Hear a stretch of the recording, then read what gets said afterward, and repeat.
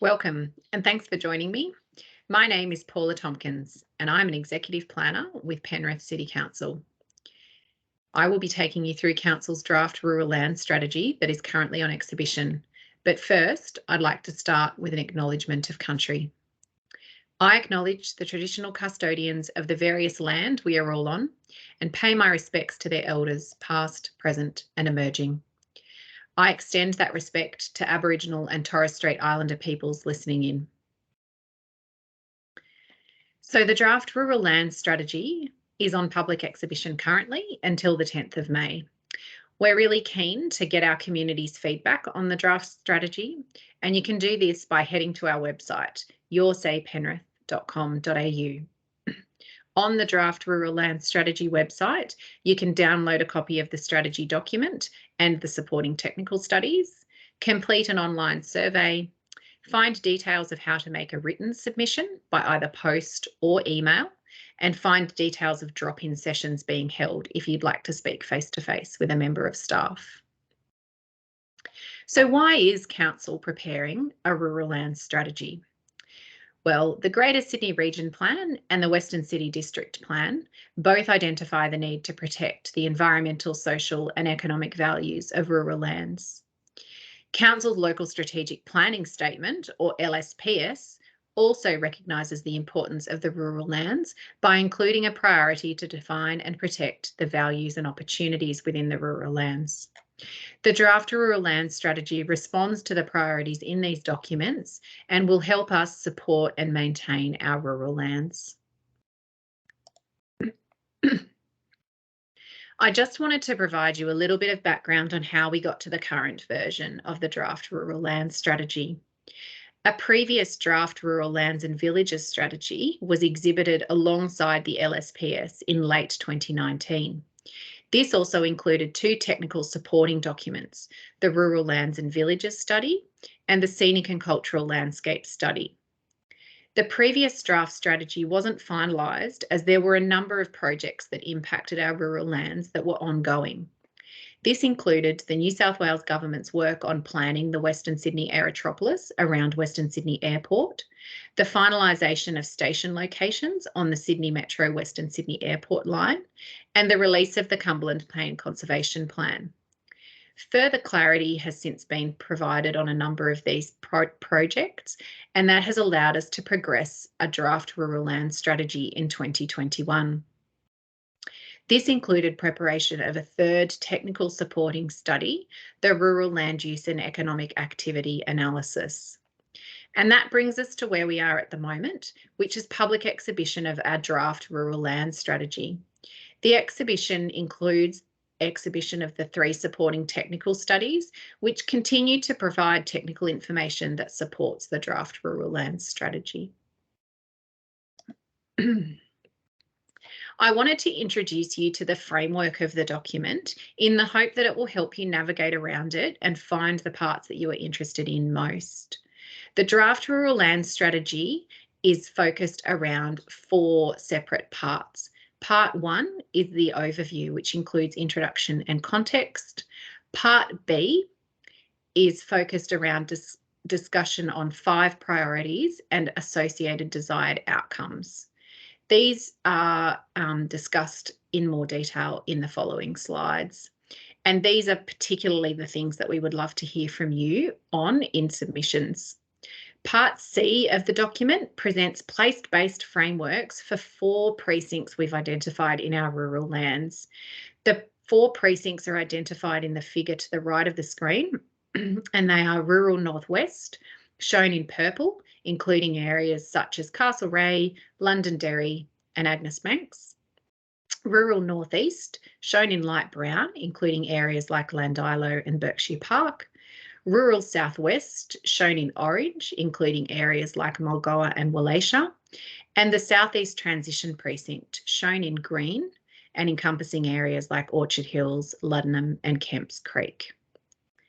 The final part of the document, Part D, is an implementation plan, and it brings together our priorities and desired outcomes and outlines 21 actions that Council will progress that will help support our rural lands. I'll now go through our 5 priorities and their desired outcomes in more detail. Priority 1 is to secure the rural edge. This priority is about clearly identifying the boundary between our urban and rural lands, referred to as our rural edge. The rural edge is shown in the figure on the screen as the purple line. Identifying our rural edge clearly will provide a basis for protecting our social, economic and environmental values of the rural lands.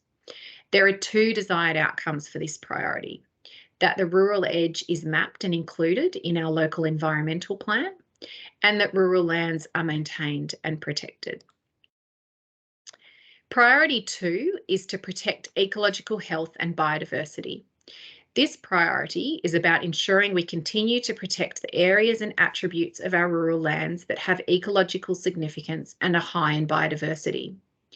The 3 desired outcomes for this priority are that natural areas are protected and connected, that waterways are maintained or improved, that private conservation initiatives are expanded.